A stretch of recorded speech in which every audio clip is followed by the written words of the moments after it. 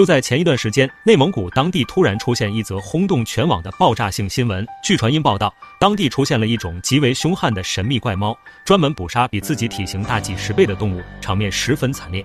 据传言所说，这种怪猫移动速度极快，攻击十分有力，同时还兼备着十分强大的攻击性和危险性。此则新闻一经出现，立刻便引发了全网的关注。这样的一只怪猫究竟是什么东西？为何会突然出现在内蒙古当地？一时间，当地居民不由得人心惶惶。在有关部门得知此类消息之后，立刻引发了相关专家学者的高度关注。这样一只之前似乎从未见过的神秘乖猫究竟是何物种？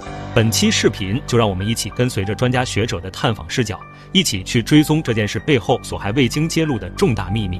大家都知道，内蒙古草原辽阔，十分适合畜牧业的发展。本期事件的主人公老王就是这样一位内蒙古当地的放牧人，手下养了几十只驯鹿，生活说不上多富裕，但也能过得滋润。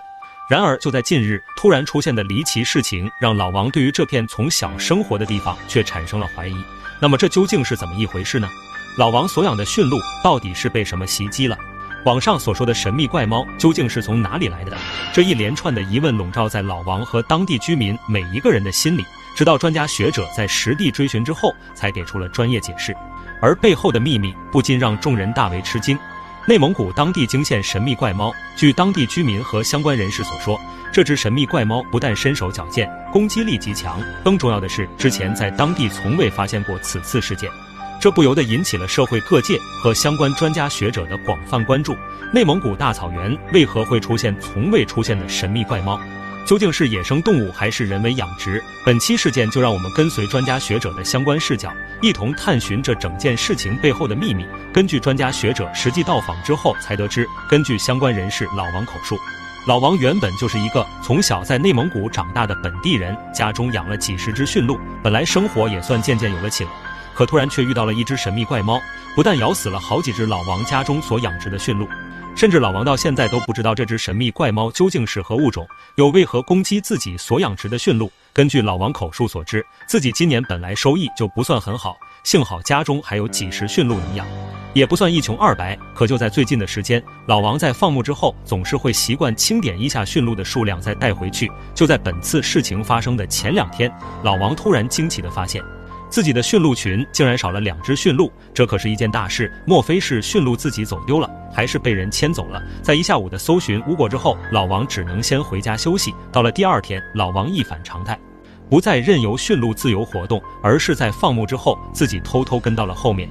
内蒙古当地突然出现神秘怪猫，咬死了数只驯鹿，这究竟是怎么一回事？这只神秘怪猫又是从哪里来？各位观众先别急，让我们跟随着本期视频的视角，来一同看看整件事情发生的背后究竟有着怎样的秘密。根据当事人老王所说，自己的驯鹿群在前几天清点驯鹿数量的时候，却突然少了几只，这可是之前从来没有发生过的情况。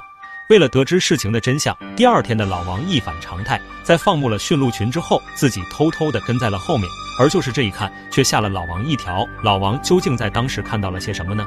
根据老王自己口述得知，原来在当时突然从旁边窜出了一条矫健的身影，老王还没来得及反应，那道黑影已经扑到了一只驯鹿身上。老王连忙拿棍子从树后面现身，正要打过去看看这到底是什么的时候，这道黑影却又突然跑走，让老王一下追赶不及。在得知了老王的描述之后，专家决定跟随老王实地看看老王口中所说的这个动物到底是什么。